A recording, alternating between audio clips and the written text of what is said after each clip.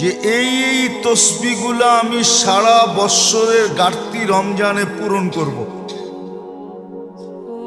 আপনি একবার পড়লে 1000 বার পড়া হয়। আচ্ছা, একটা ছোট্ট উদাহরণ দিই। আপনি যদি ভাবেন যে ডেলি আমি সুবহানাল্লাহ 1000 বার পড়ব, ঠিক আছে, তো 365 বার পড়েন, 365,000 হয়ে গেল। বৎসর কয় দিনে হইলো? এক বৎসরটা পড়া হইলো। আমি কিন্তু বলি না, ইমাম বুখারী রহমতুল্লাহ আলাইহির উস্তাদ বলছে, আপনি যদি কিয়ামতের দিন না পাইলেন, আপনি বললেন জুহরিকে এদিকে আয়ো, ইমাম জুহরিকে, ওইদিকে খুঁজা পাওয়া সহজ হবে। আপনি খুঁজতে দেরি, ওনারে পাইতে দেরি করবেন না। বলবেন আপনি না ফতুয়া দিছিলেন, আপনার ফতুয়া শুনে তো 365 বার পড়ছিলাম সুবহানাল্লাহ, ডেলি 1000 বার হিসাব করা। কি আজকে দেখি হয় না, আপনি কি ফতুয়া দিয়ে আমাকে বলে ফেলাইলেন। ইনশাল্লাহ ইমাম জোহরি যেটা বলছে ওইটাই ঠিক হবে। উনি ওনার থেকে বলে নাই, হাদিস কোরআনের আলোকেই বলছেন। এরকম আলহামদুলিল্লাহ 365 বার পড়েন, 365,000 হয়ে গেল, ঠিক না?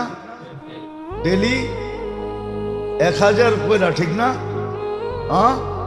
ডেলি আলহামদুলিল্লাহ পড়েন 365 বার, আল্লাহু আকবার পড়েন 365 বার, লা ইলাহা ইল্লাল্লাহ পড়েন 365 বার।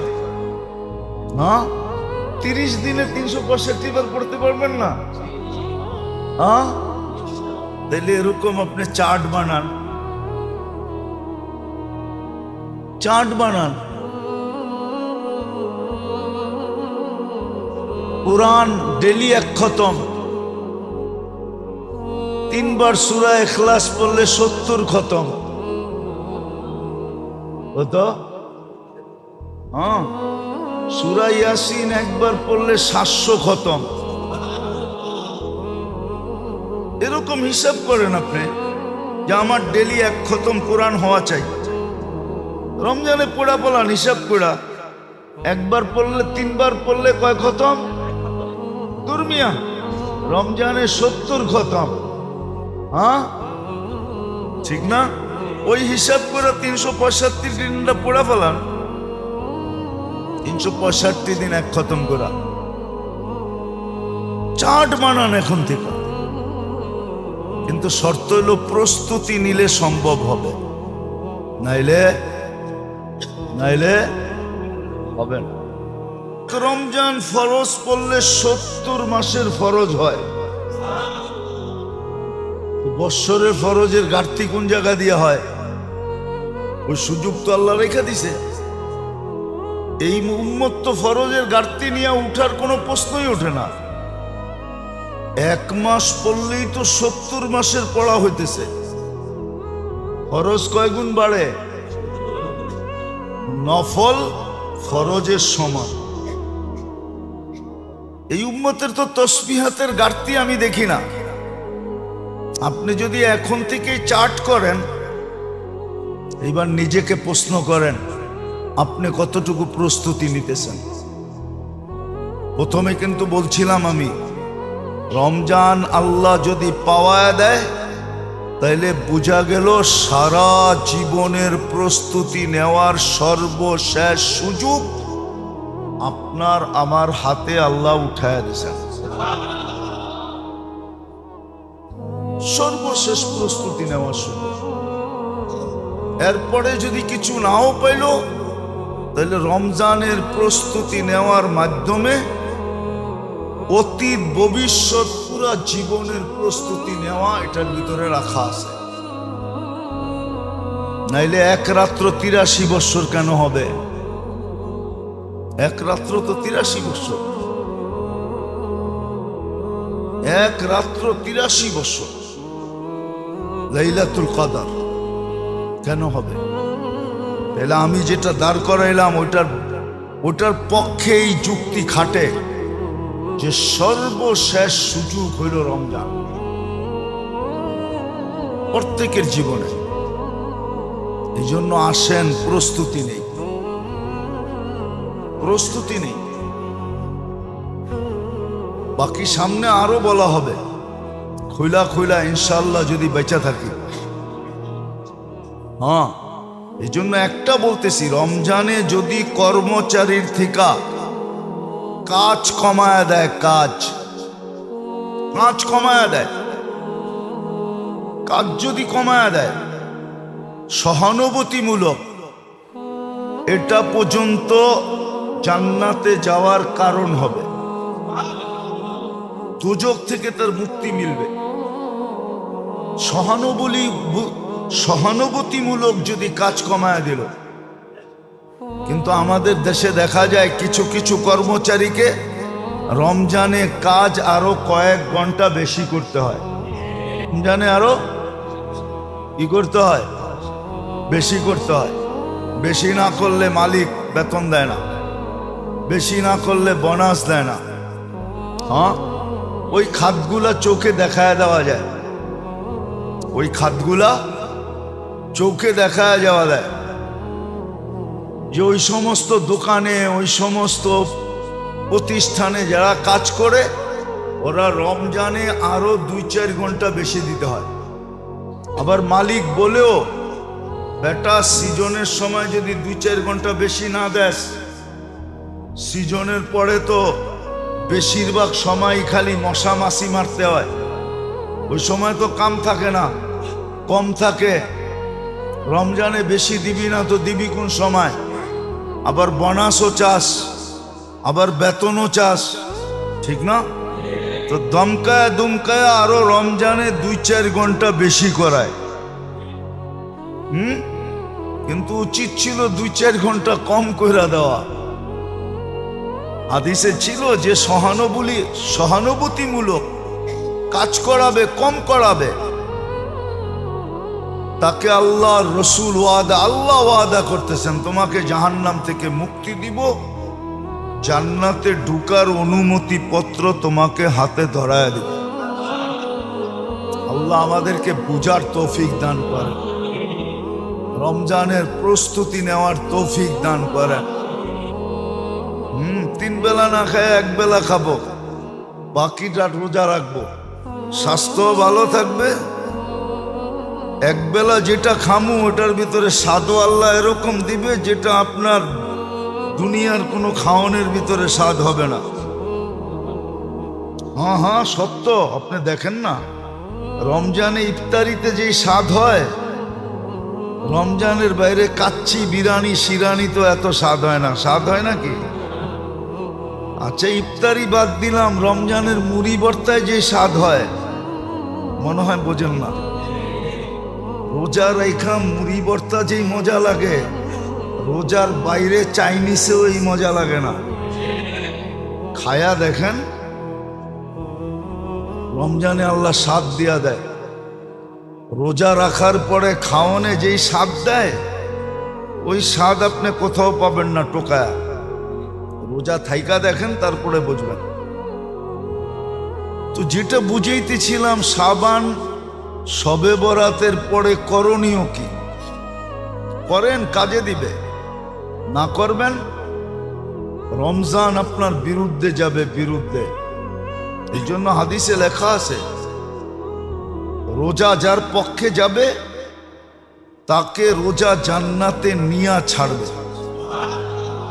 শুধু জান্নাতে নিবে না, জান্নাতের এক উচ্চ লেভেলে নিয়ে ছাড়বে।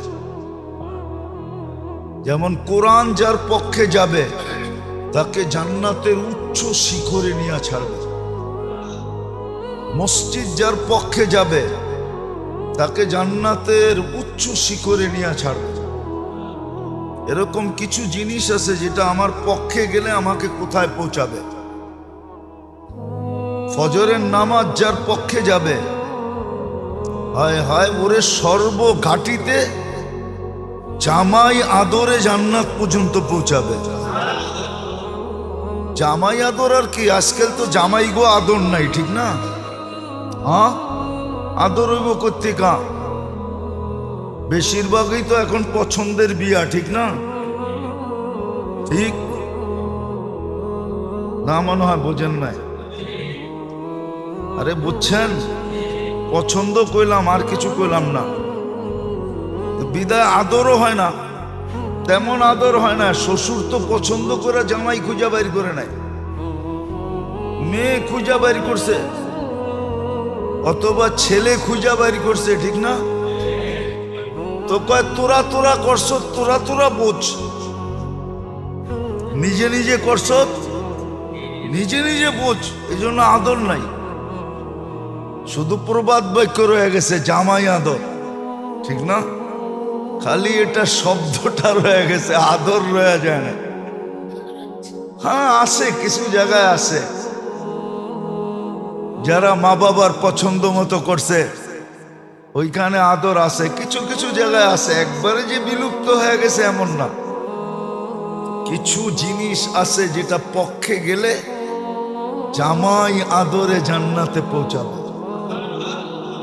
তার ভিতরে হলো রোজা একটা। রোজা রোজাদারদের জন্য আল্লাহর সাথে লড়বে, ঝগড়া করবে। হ্যাঁ, আপনি জানেন না? এই জন্যই শবে বরাত দিয়া এটাই বুঝাইছেন।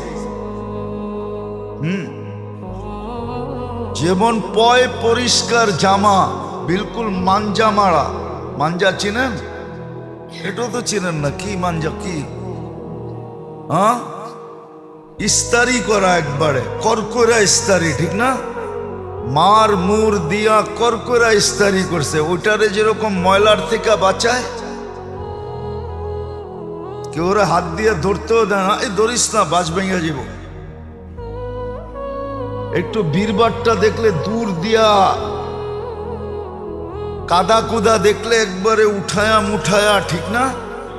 হ্যাঁ, নিজেকে যেরকম বাঁচায়া চলে, শবে বরাতের পরের থেকে রমজানের জন্য এরকম নিজেকে বাঁচায়া চলা, যে কোনো গুনাহ যেন আমার গায়ে না লাগে, আল্লাহর বিরোধিতা যেন কোনো রকম না হয়, নবীর বিরোধিতা যেন কোনো মতে না হয়, বাঘ যেন আমার না ভাঙ্গে, মাঞ্জা যেন ঠিকই থাকে। ঠিক শবে বরাতের পরে রমজান পর্যন্ত এইভাবে চলবে, যাতে রমজান আসতে দেরি, বরকত, রমজানের যে প্রাপ্য পাওয়া যেটা, ওটা যেন পাইতে দেরি না হয়। শবে বরাতের পরে এইভাবে চলা উচিত ছিল, এইভাবে এহতেমাম করা উচিত ছিল। যে শবে বরাতের দিন যেরকম আমি ছুটে আসছি, মাগরিবের সময়, এশারের সময়, ফজরের সময় না, আমাদের দেশে তো বিশেষ করে পুরান টাউনে তো আসে প্যাকেটের জন্য, ঠিক না? কি আমাদের এখানে তো প্যাকেট স্যাকেট বন্ধ হয়ে গেছে। অধিকাংশ মসজিদে কি কিসের জন্য আসে? প্যাকেট। তো যেটা বুঝাইতেছিলাম, শবে বরাতের দিন যেরকম আমি ছুটে আসছি, এই আগ্রহ যেন আমার রমজান পর্যন্ত থাকে। রমজান পর্যন্ত থাকে। বলার আছে না, বল করে যে, ওরা কিন্তু দেখবেন অনেক দূর থেকে দৌড়ায় আসে। কেন জানেন? বলতে পারবেন? যুবকরা পারবা? কেন দূরের থেকে দৌড়ে আসে? কি? হ্যাঁ, বলের গতি যেন বাড়ে। জায়গায় দাঁড়ায়া বল করলে বলের গতি হয় না, বলের গতি বাড়ানোর জন্য। শবে বরাতের রাত্রে যেরকম ছিল, এরকম যদি রমজান পর্যন্ত থাকে তো রমজানে যায়া গতি বাড়বে, রমজানে ইবাদতে গতি বাড়বে। কি বাড়বে? এক রমজান জিন্দেগির জন্য যথেষ্ট হয়ে যাবে।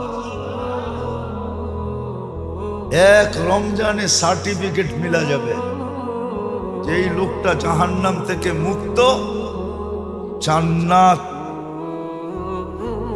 এর প্রাপ্য, এর কপালে লেখা, জান্নাতের সার্টিফিকেট মিলা যাবে।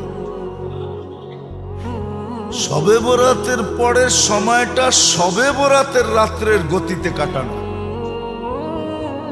যাতে রমজানে আসলে আরো স্পিরিট বেড়া যায়, স্পিরিট বেড়া যায়। এই জন্য সময়টাকে এইভাবে কাটানো। কিন্তু আফসোস, ঢেউ আসে আবার নিচে চলে যায়, তো চলেই যায়, মনে হয় আর ফিরা ঢেউ আসবে না। একদিন ঢেউ আসে আবার এমন গতিতে পিছে যায়, সমাজের দিকে দেখলে মনে হয় আর কোনোদিন ঢেউ আসবে না।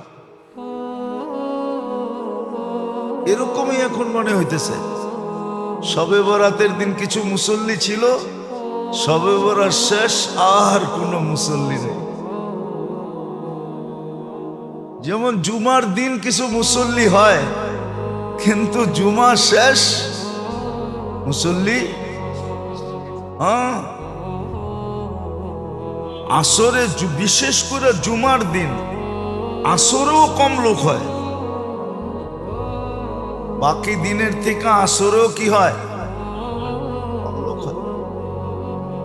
কম লোক। অথচ জুমা ছিল বাকি সপ্তাহ ঢেউ হিসাবে, গতি হিসাবে, যে গুমার দিন গতি নিছে, এই গতিটা আগামী জুমা পর্যন্ত থাকবে। আজকে যেরকম মসজিদে আসছে, আগামী জুমা পর্যন্ত এরকম কন্টিনিউ মসজিদে আসতে থাকবে। তাইলে জুমা আসতে দেরি, পাইতে দেরি, রং লাগতে দেরি হবে না। জুমা কিন্তু রঙের জন্য। হাদিসে এটাই বুঝায়, আল জুমাতু ইলাল জুমাতি কাফারা।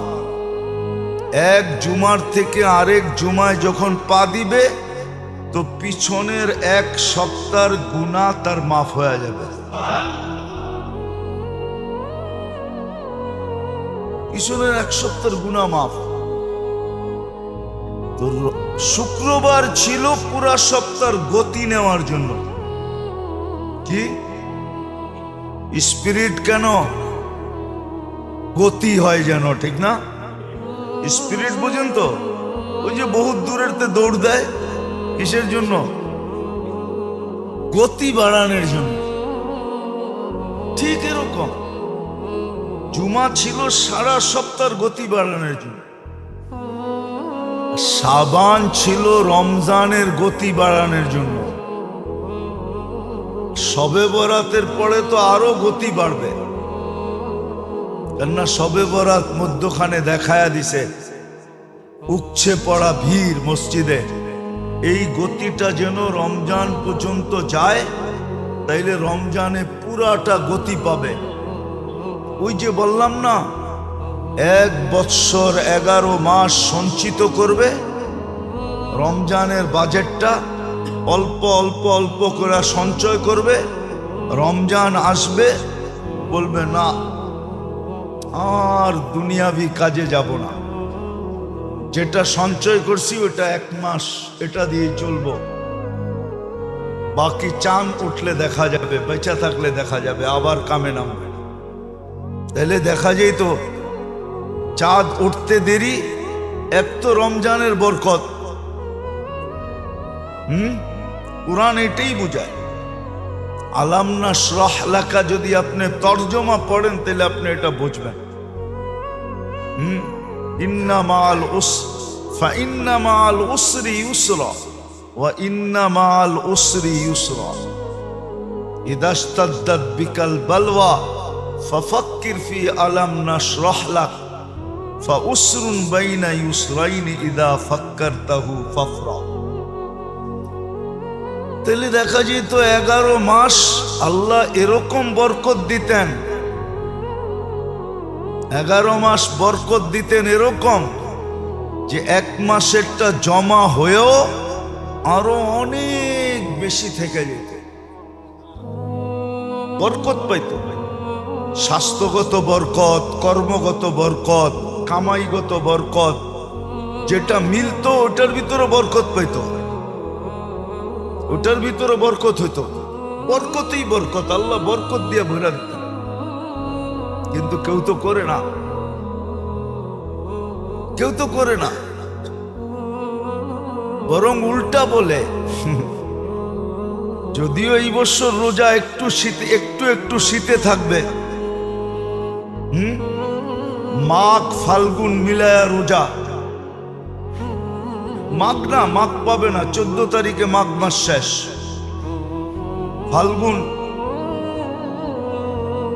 ফাল্গুন পুরা পাবে না, চৈত্রেরও কিছু পাবে 2-4 দিন।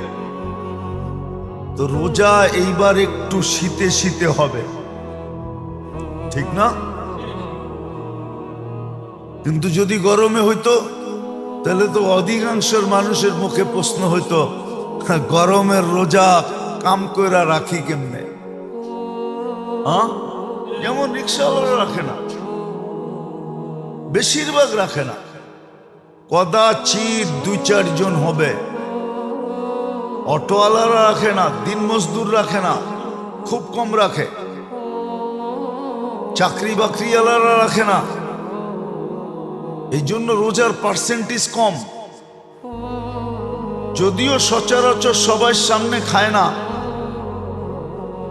সবার সামনে খোলামেলা খায় না, কিন্তু রোজার পার্সেন্টেজ খুব কম,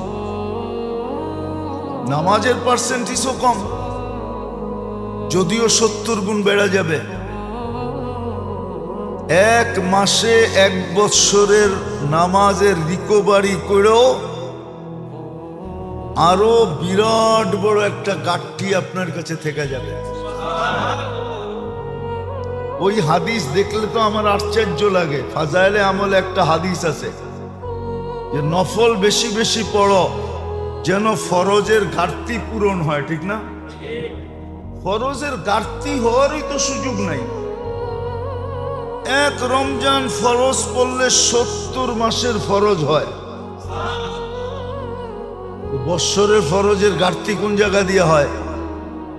ওই সুযোগ তো আল্লাহ রেখে দিছে। এই উম্মত তো ফরজের ঘাটতি নিয়ে উঠার কোনো প্রশ্নই ওঠে না। 1 মাস পড়লেই তো 70 মাসের পড়া হইতেছে। ফরজ কয় গুণ বাড়ে? নফল ফরজের সমান। এই উম্মতের তো তসবিহাতের ঘাটতি আমি দেখি না। আপনি যদি এখন থেকে চার্ট করেন